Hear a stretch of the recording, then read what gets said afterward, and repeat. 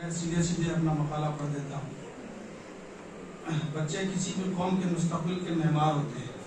ان کی صحیح تربیت ہی صالح معاشرے کی تشکیل کی بنیاد ہے۔ ایک کسی بہت بڑے مفکر کا قول ہے کہ اگر 1 سال کا منصوبہ بنا رہے ہو تو کاشتکاری کرو، اگر 10-20 سال کا منصوبہ بنا رہے ہو تو باغبانی کرو، اور اگر مستقبل کا منصوبہ بنا رہے ہو تو نسلوں کو تیار کرو۔ ادب کسی قوم کی روح ہوتا ہے اور ادب اطفال اس روح کی پہلی سانس۔ بچوں کا ادب دراصل وہ بنیاد ہے جس پر ملت کا فکری، اخلاقی اور تہذیبی خط تعمیر ہوتا ہے، کیونکہ بچہ محض ایک فرد نہیں بلکہ آنے والے زمانے کا خالق اور معمار ہے۔ ادب اطفال کا مقصد محض تفریح یا وقت گزاری نہیں بلکہ ذہن کی تربیت، زبان کی آبیاری اور کردار کی تشکیل ہے۔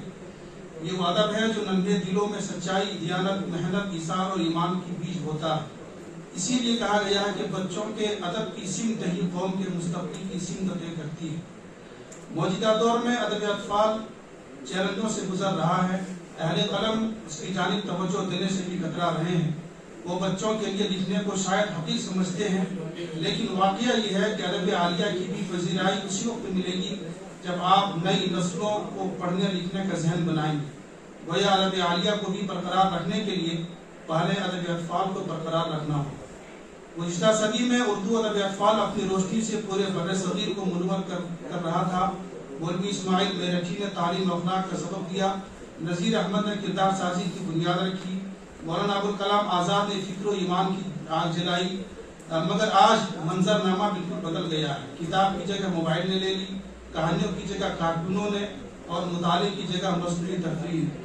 ہماری ذمہ داریاں اب ضرورت ہے کہ ہم ادب اطفال کو ایک تحریک کے طور پر زندہ کریں، کیونکہ اگر ہم نے اپنی نسل کو صحیح فکری غذا نہ دی تو دنیا اس کے ذہن پر قبضہ کر لے گی۔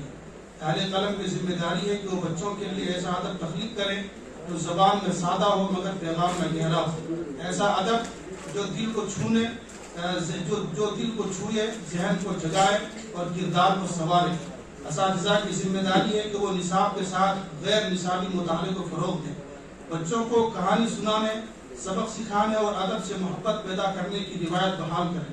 والدین کی ذمہ داری ہے کہ وہ گھر میں کتابوں کو واپس لائیں اور بچوں کے ہاتھ میں موبائل کے بجائے کتاب رکھیں، اور وہ ادب جو ایمان، اخلاق اور انسانیت کا سبق دے اسی کو بچے کے ذہن کی غذا بنائے۔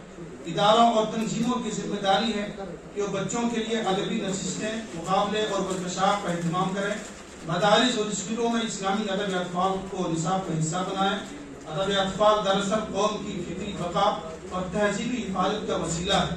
جب ہم اپنے بچوں کو معیاری ادب دیتے ہیں تو دراصل ہم ان کے دلوں میں روشنی، ان کی زبان میں مٹھاس اور ان کے کردار میں پاکیزگی پیدا کرتے ہیں۔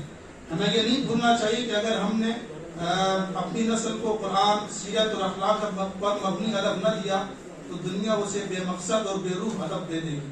لہٰذا آج ہم سب پر لازم ہے کہ ادب اطفال کے فروغ کو محض ذوق کا نہیں بلکہ دینی، علمی اور قومی فریضہ سمجھیں، کیونکہ جو قوم اپنے بچوں کی ادب کو ثواب لیتی ہے وہ اپنے مستقبل کو محفوظ کر لیتی ہے۔ بہت بہت شکریہ۔